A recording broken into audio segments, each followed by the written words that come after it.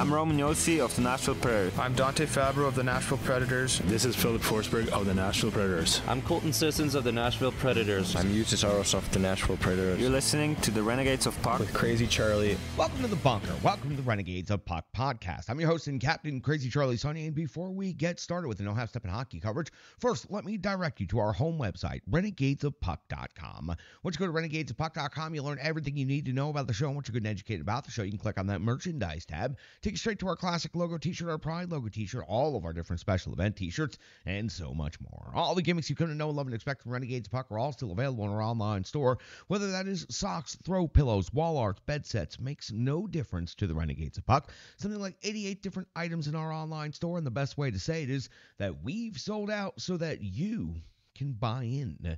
Social media is of critical importance to this independent hockey operation, so here's how you can jump in the trenches with the Renegades of Puck. You can find us on X and Threads. You can also find us on Instagram and Facebook and TikTok as well. So please, whatever it is you prefer as far as social media goes, give us a like, give us a follow, and help us out as far as that goes. It doesn't take you but a second. It doesn't cost you a single thing, but it sure goes a long way to helping the Renegades of Puck. YouTube is of critical importance right now to this operation. We are looking to up our number of subscribers, and we are looking to do that rather quickly. Renegades, I need your support when it comes to building up the YouTube channel. It's the perfect time of year to help bring in new Renegades. Playoff coverage is about to be underway, and a lot of great things are going to be happening over there on the YouTube channel. So remember, just search Renegades of Puck, subscribe to the channel, turn on the notification buttons. You'll get all the latest episodes of the podcast. Plus, you will also get our breakdown segments, recaps, replays, reviews, all of those different things that we post over on our YouTube channel. You just have to go check it out. A lot of great playlists right there, and a lot of behind-the-scenes content as well. It's a great follow. Please check us out over on YouTube.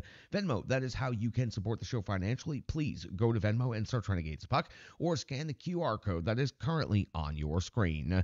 Thanks to generous Renegades just like you watching right now, we have been able to create this entire operation as an independent operation, and we built it from the ground up with our own two hands. So we sure appreciate it. We wouldn't have been able to do it without you. Every single penny of every dollar you donate goes directly to the Renegades of Puck and helping build our operation even better than it was before. So stick taps, love, and respect to each and every one of you who has taken the time and sent a donation over to help us. Support your local Renegades today. Scan that QR code. Now listen, I know it's time for the No Half Step in Hockey coverage, so let me deliver the goods. Time for yet another milestone episode. It's time for operation number 900. That is right. It is time for show number 900. And at this moment in hockey history, Nashville Predators currently find themselves in fourth place in the Central Division after 78 games skated. They have a record of 45, 29, and 4. 94 points has the Nashville Predators, 6 points shy of the third place automatic qualifying spot, which is currently held by the Winnipeg Jets, which is also the Nashville Predators' next opponent. The Predators are 7 points clear of the team below them, the St. Louis Blues, and 11 points clear of the Minnesota Wild. Both of those numbers will be a lot more important here in just a second. The Predators' next game will be taking place on home ice against those Winnipeg Jets. 22-16-1 is the Predators' home record. The Preds have scored 253 goals. They've given up 235. That's a goal differential of plus 18. Now, let's make these numbers make more sense by updating you on the entirety of the Central Division than the wild card. The Dallas Stars are, frankly, running away with the Central Division at this moment in time. They are in first place with 107 points, and they've opened up a 5-point lead over the Colorado Avalanche with just 4 games to go. Both of those teams have skated 78 games on the season, so it looks like the Dallas Stars are going to wrap up number 1 overall in the Central Division. That would, at this moment in time, pit the Colorado Avalanche versus the Winnipeg Jets in the first round of the playoffs. The Avalanche have 100 points and are in second place. The Winnipeg Jets have 100 points and are in third place in the Central Division. The Nashville Predators, the first team on the outside looking in, but still very much alive in the wild card situation, have 94 points. The St. Louis Blues are in fifth place, still alive, 87 points on the season. The Minnesota Wild also still alive in sixth place at 83 points, but they are 11 points back of the Nashville Predators at this moment in time. The Arizona Coyotes, Chicago Blackhawks, both eliminated on the season, 71 and 51 points as they are finishing up their last couple of games. wild card race. This is what becomes probably most important for the Nashville Predators at this moment in time. The Nashville Predators are back in wild card 1 with 94 points. They have displaced Vegas, who are in second place wild card spot with 92 points. Then on the outside, looking in, the only two teams not yet eliminated, the St. Louis Blues and the Minnesota Wild. And again, St. Louis is 5 points behind Vegas, and they are also 7 points behind the Nashville Predators, while Minnesota is 9 points behind Vegas and 11 points behind Nashville. So the St. Louis Blues and Minnesota Wild are basically awaiting the inevitable to happen. The Nashville Predators, as it matches up right now, would have the number 1 wild card spot, and that would mean a playoff matchup against the Dallas Stars of the Central Division. Vegas would match up against Vancouver. If the Preds finish in a wild card spot, looks like Dallas, Vancouver are the only two possible scenarios for the Nashville Predators. Now, the Preds wrap up the regular season coming up here very quickly. After this particular game against the Winnipeg Jets at Bridgestone Arena, they will have a couple of days off before Friday going into Chicago, Saturday coming back home to close out the regular season home portion of the schedule against the Columbus Blue Jackets. Jerseys off the backs night, if you will. Monday night, close out the regular season series in Pittsburgh, regular season schedule period at the Pittsburgh Penguins, and then they will wait to find out what's going to happen with the playoffs moving ahead. Now, the Predators' magic number is down to 1, which means the Preds gain 1 point. St. Louis loses 1 point in any fashion. The Predators will clinch their playoff spot. They will have that opportunity to do so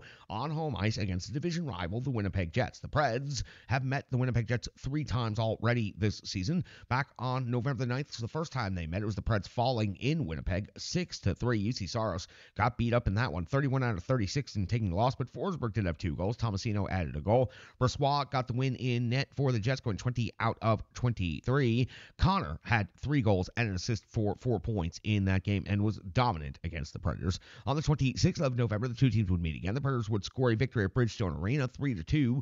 UC Saros would go 32 out of 34 and pick up the victory. The captain, Romeo, would have a total of 3 points in that game. Nyquist and Trennan would add a goal each. Brossoit would get the start against the Preds again. This time picks up the loss, 23 out of 26. Perfetti and Morrissey pick up the goals for the Winnipeg Jets. They'd meet again in Winnipeg on March the 13th. The Predators would come away with the 4-2 victory. UC Saros would go 27 out of 29 in one of the Predators' best games of the entire regular season, a measuring stick game by every metric.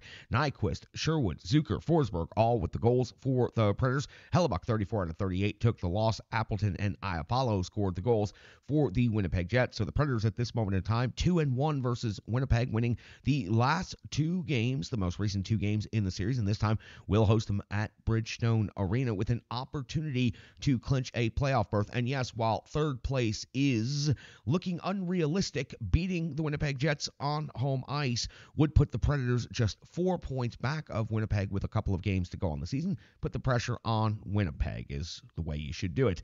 As far as the Winnipeg Jets go, let's flip over to their side of the ledger. The Jets, of course, are in third place in the Central Division.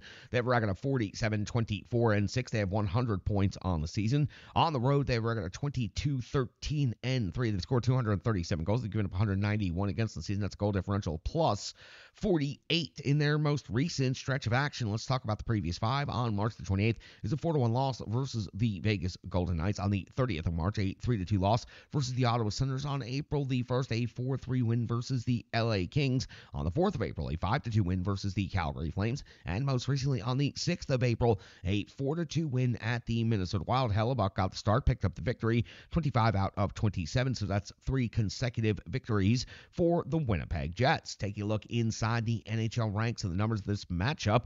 The Nashville Predators are actually ahead in goals for per game at 3.21. That is 14th overall in the NHL. The Winnipeg Jets, 3.08 goals per game, is 18th in the league. The Preds giving up 3.01 goals per game is 14th in the league. The Winnipeg Jets, though, are the best overall, only giving up 2.47 goals against per game. That is first overall in the NHL. In the shots for category, the Nashville Predators, 31.9 shots on goal per game, is 10th best in the league. The 30.7 mark for the Winnipeg Jets is 17th overall in the NHL. When it comes to the shots against category, 30.64 Nashville is 20th overall. The shots against for Winnipeg, 29.7, good low number there, 13th overall rated in the NHL. When it comes to the special teams, it is the Nashville Predators with the higher rated power play, a 20.5% conversion rate. They are 19th best in the NHL, or 53 out of 258 opportunities. The Winnipeg Jets are at 18.3% conversion rate, 22nd overall in the league, 41 out of 224 opportunities on the season. When it comes to the penalty kill, the Nashville Predators just ahead of the Winnipeg Jets with a 77% kill rate. That's 23rd overall in the league, but they have given up 54 power play goals against. The Winnipeg Jets have the 26th rated penalty kill in the NHL at a 76.4 kill rate, 50 power play goals against. When it comes to every team in the NHL, they have plenty of high-skilled individuals. We like to narrow down and focus on just the top 5 scores and then the anticipated goaltending matchup. That's what's coming up right here. Let's talk about the Nashville Predators coming back to home ice with an opportunity to clinch a playoff spot, a position no one would have seen this team in before the season had gotten underway. Philip Forsberg, 43 goals, 46 assists for 89 points on the season. The best season by a forward in Nashville Predators franchise history, the second best season overall in franchise history. The captain, Roman Josi, at 21 goals, leads all defensemen in the NHL, plus 57 assists for 78 total points. Nyquist, 22 goals, 49 assists, career high, 71 points. O'Reilly, 25 goals and 40 assists for 65 points. And Tommy Novak's at 15 and 25 for 40. Now, this is a row of players who typically have quite a bit of success against this Nashville Predators team, especially Scheifele at 23 goals, 43 assists for 66 points on the season. Morrissey, 9 and 54 for 63. Ehlers, 23 goals, 33 assists, 56 points. Connor's got 31 goals on the season, 24 assists, 55 points. And don't forget, it was Connor who had a hat trick against the Nashville Predators in the first meeting of the season. Nemestikov is at 11 goals, 26 assists for 37 points. Hellebuck anticipated to get the start in net in this important game as the Winnipeg Jets want to secure home ice in the 2-3 matchup and also want to make sure they hold off the Nashville Predators. Hellebuck got the victory in the Winnipeg Jets last game, 25 out of 27 at Minnesota. 34, 19, and 4 is his updated record, 920 save percentage, 2.41 goals against average with 4 shutouts on the season. This game is of critical importance. The Nashville Predators have an opportunity to clinch a playoff berth on home ice, so expected to see UC Saros in net for this one, especially with a couple of days off after that and a back-to-back. Lankinen probably getting the start in the first game of the back-to-back. That's my philosophy and my reasoning for why UC Saros should be in net for this one. 34, 23, and 4 is his record. 908 save percentage, 2.80 goals against average, 3 shutouts on the season. Incredibly important night for the Nashville Predators, an opportunity to clinch a playoff spot on home ice with a handful of games to go over a division rival, over the team that's directly ahead of them in the playoffs, and a team that, frankly, they are looking to measure up against, because if the Predators are going to do any type of damage in the postseason, the Winnipeg Jets are a team that they may have to see again in the future. The Preds currently 2-1 against Winnipeg and looking for an opportunity to take this season series 3-1. It would be an important 2 points, but no matter what, the Preds getting 1 point would be the most important thing. That would mean clinching that playoff spot. You got the opportunity to do it on home ice against a division rival. You go ahead and seize that moment. You don't want to back in by waiting to find out if St. Louis dropped a point in their game and then sitting around scoreboard watching for the week and clinching quietly while you're sitting around waiting for your next game. So seize this opportunity and go ahead and clinch that playoff moment right there. Clinch that at least wild card spot. That's what the Nashville Predators have on the line. Winnipeg Jets, Nashville Predators at Bridgestone Arena, close out the regular season series. It's going to be a fantastic game right there on a Tuesday night. Coming up next, it's the Rebirth Sports full game recap. We've got to go back to Newark, New Jersey,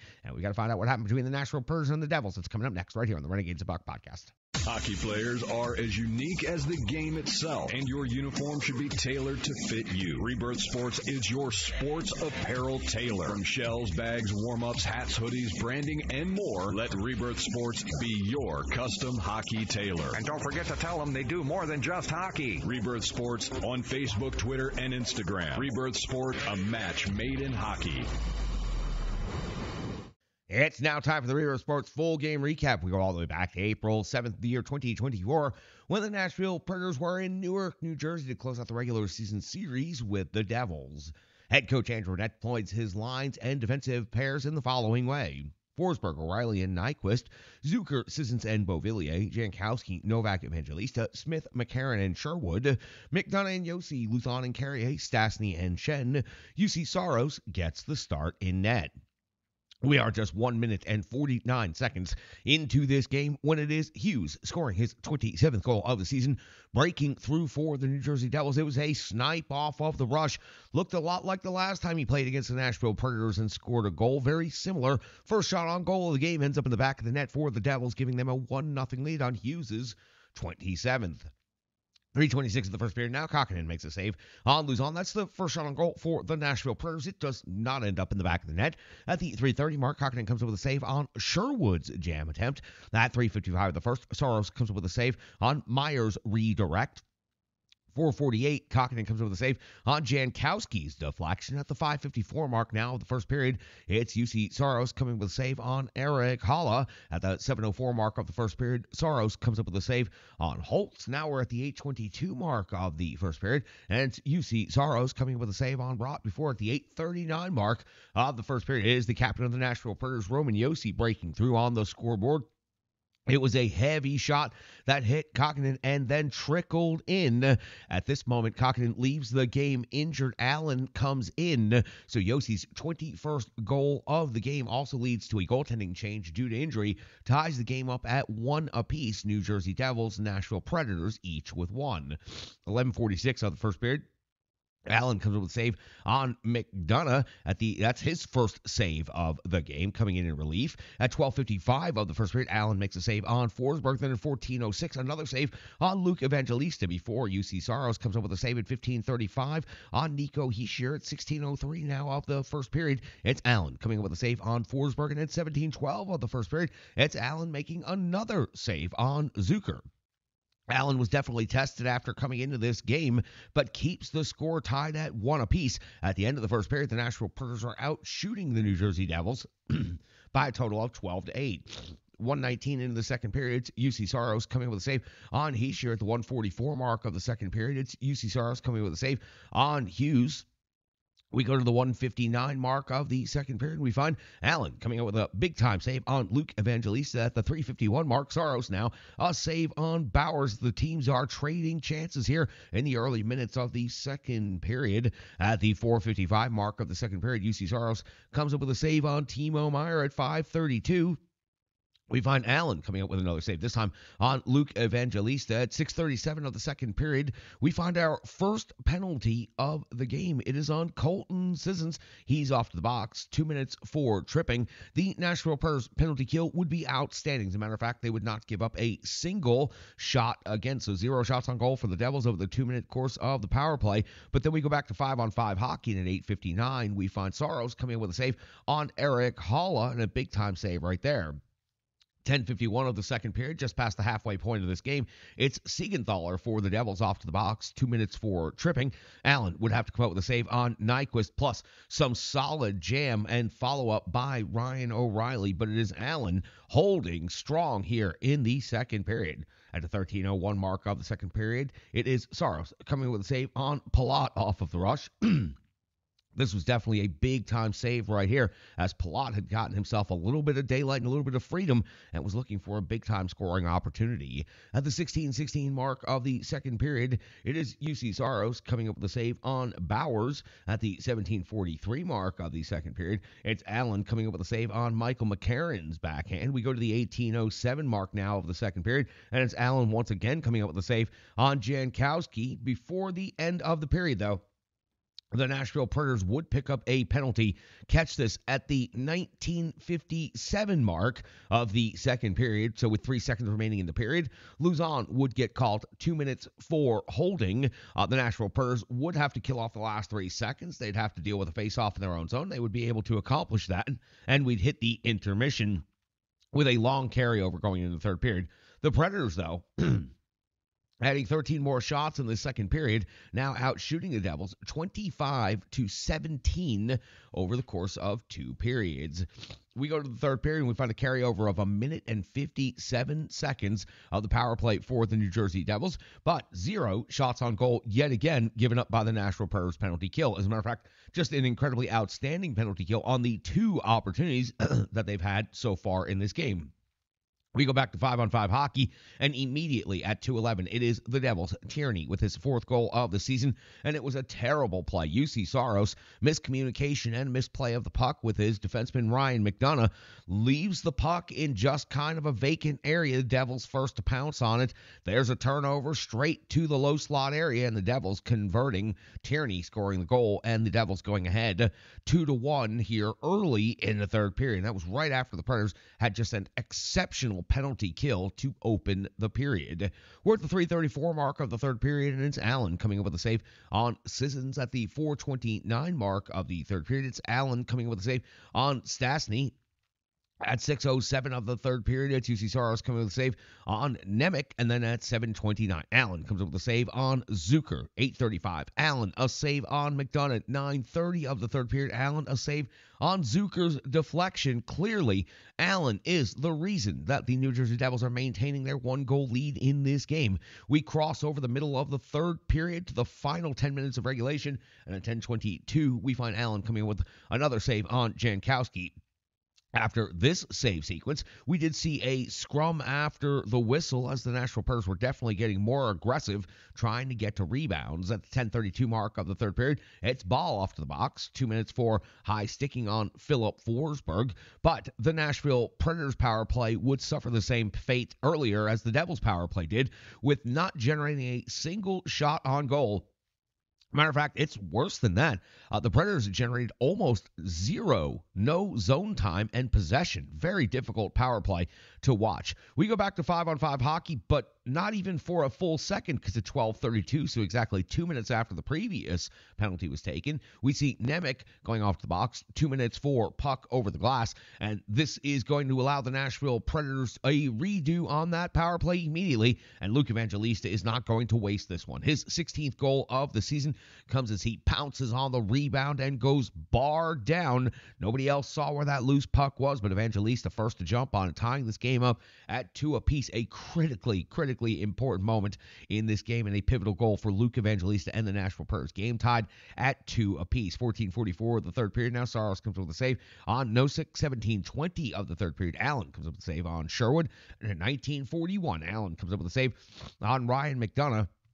As we hit the end of regulation, we've got a tie game. The Nashville Predators outshoot the New Jersey Devils in regulation 33-22. We go to the overtime session. We start with 3-on-3, and we are 1 minute and 3 seconds into the Nashville Predators have the strong possession to start off the opening faceoff, and at 1:03, they finally get their first scoring chance. Allen comes up with a save on Philip Forsberg. At 1:28, the Devils get their first scoring opportunity of overtime as Saros comes up with a save on Hughes. 1:59 now into the overtime session, and it's Allen coming up with a save on Nyquist, and then the Devils are off to work at 4:15 as they have a 3-on-1. Hughes comes up with the shot. Saros comes up with the massive save in this circumstance at the 4:30 mark of the overtime session. Now Hughes picks up a penalty, 2 minutes for tripping on Philip Forsberg. Saros, though, has to come up with a huge shorthanded save on Smith on a 2-on-1 after Forsberg turns the puck over on a golden scoring chance.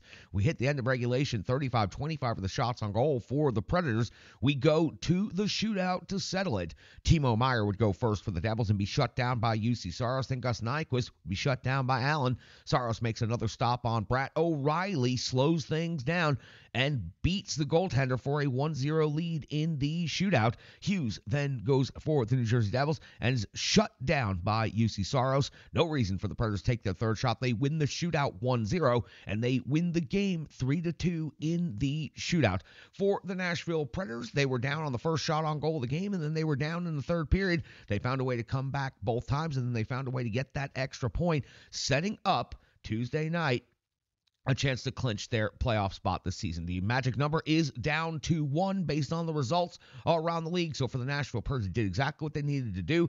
They came off of that game in the island, went out to Newark in New Jersey, and they defeated the Devils. It wasn't easy. They had to come from behind. They had to get a good game from UC Saros and net. But the Nashville Predators did what they had to do, come from behind by 2 goals, and they win this game in the shootout. That's it for the Rebirth Sports full game recap. More coming up next on the Renegades of Puck podcast. Hello, hello, hello. I'm Tracy, owner-operator of Strong Style Fitness. And that's me and my training assistant, Rizzo. And we are here to bring you fitness that meets you where you are by offering circuit classes, bar-inspired classes to bottle workouts, boot camps, guided stretching, and more, all taught by a certified personal trainer, me. To learn more, go to our website, strongstylefit.com. Subscribe on YouTube at Strong Style Fitness. Follow on social media at Strong Style Fit. But most importantly, let's get you moving. It doesn't matter if it's your first workout or you've been doing it for years. Strong Style Fitness has the workout that meets you on your journey and helps you along the path to a happier, healthier life. I understand where you've been, what you were going through, and where you were going, and I want to take you there. We'll see you on the mat. Mwah. Welcome back in. That was the Rebirth Sports full game recap. Now this is the analysis and opinion portion of things.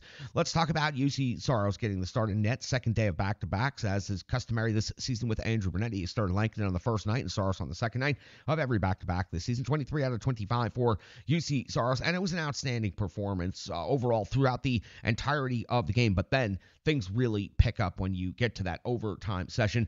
The turnover by Philip Forsberg, everyone thought that was the end of the game, but UC Saros had a different thought about that, and he comes up with the 2-on-1 stop there with just a couple of seconds left in the overtime, and then in the shootout stops all three shooters.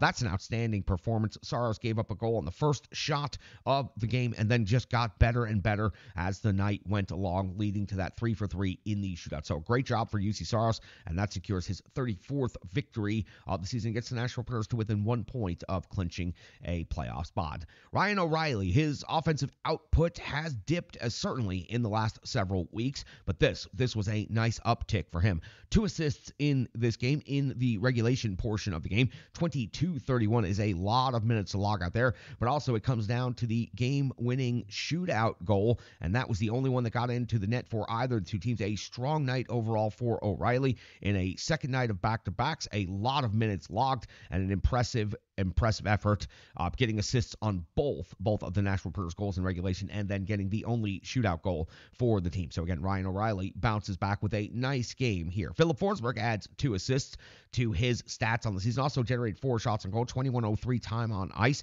Now he has 89 points on the season. It's already the second best season in franchise history. It's the best season amongst a forward in franchise history. 4 games to go, and the way Philip Forsberg is piling up points and looking at the opponents when it comes to Winnipeg, who Philip Forsberg loves to play against and seems to often put up good games against, but Chicago, Columbus, Pittsburgh, the last couple of games of the season, is 96 points possible, or 7 points in the last 4 games possible for Philip Forsberg, who has just been as hot as any player could be? I'm not sure, but it sure is going to be fun to track it, especially if he has a huge performance against the Winnipeg Jets that leads to a clinching performance, a clinching spot, and then we'll see if Philip Forsberg actually may end up getting rested once the Predators clinch because of that nagging injury. But he's also going for a franchise goal record, and he might be going for a franchise point record. He may be putting himself in the lineup. So for Philip Forsberg, another strong game, assisting on both of the Predators' goals in regulation. Captain Romeo's got the Preds' first goal of the game. It's his 21st of the season. Leads all NHL defensemen, 28-29 in time on ice on the second night of back-to-backs. That is highly impressive stuff. So again, the Captain Romeosi gets the Preds on the board first in this game, and then plays a solid amount of minutes the remainder of the way. Luke Evangelista picks up a goal. Good to see. He's been making plays. He's been highly noticeable, but he hasn't been breaking through on the score sheet recently. He picks up a goal in this one at an incredibly important time. Gets the game-tying goal there in the third period as part of his 5 shots on goal. He pounced on that loose puck and that rebound, and he roofed it. Sweet finish right there. Luke Evangelista gets himself back on the score sheet, and just at the most perfect time, gets the Nashville Predators the tying goal, gets them to overtime, and then UC Saros does all of the work necessary from there to help secure that extra point. That's going to do it for the analysis portion of things. Let's hear from our good friends over at Stripe Digital. Let's come back. Let's get to the good, cold, hard numbers known as the box score. Then we'll close this thing out. We'll talk about the magic number being 1 for this Nashville Predators team. Coming right back. Renegades of Puck podcast. The digital environment can be quite intimidating, time-consuming, and cumbersome, especially with all those other areas that need attention at your business, and that's why Stripe Digital Solutions is here to help. I know, because that's exactly what Stripe Digital Solutions did for me and the Renegades of Puck. From designing my home website and helping me create my merchandise to special event posters, brand building, and social media management. But it's not just that, it's so much more. Stripe Digital Solutions has helped me every step of the way. From startup to full-time operation, Stripe Digital Solutions has been there to assist and advise every single step of the journey. In today's fast-paced world, the path to success is having a strong digital partner, and nobody is better in the trenches than Brandy and Stripe Digital Solutions. Get the solution before it's even a problem with Stripe Digital Solutions. Welcome back in. When it comes to the box score, goal scorers for your Nashville Predators team, Luke Evangelista had one. Roman Josi also had one. When it comes to assists, 2 players had 2. That would be Forsberg and O'Reilly. That would be it for the scoring categories for this team. When it comes to the shots on goal, it was Evangelista leading the team with 5. Philip Forsberg had 4, and then a couple players with 3. Josi had 3. Zucker had 3. Sherwood had 3. O'Reilly also had 3, plus the shootout attempt. When it comes to block shots, McDonough led the way with 3, and nobody else on the team more than one. A very low shot total, blocked shot total for this Nashville Predators team. When it comes to the physical component of things in the hits category, it was Sherwood leading the way with 6 hits in this game. Smith had 3. Shen had 3, and I know you're tracking it, keeping an eye on it. Luzon only with 2 in this game, falling off of that pace a little bit. He's going to have a really big last couple of games if he wants to break the NHL record. When it comes to time on ice leaders, it was O'Reilly leading forwards at 22:31. Forsberg at 21:03, and then Nyquist at 19:07.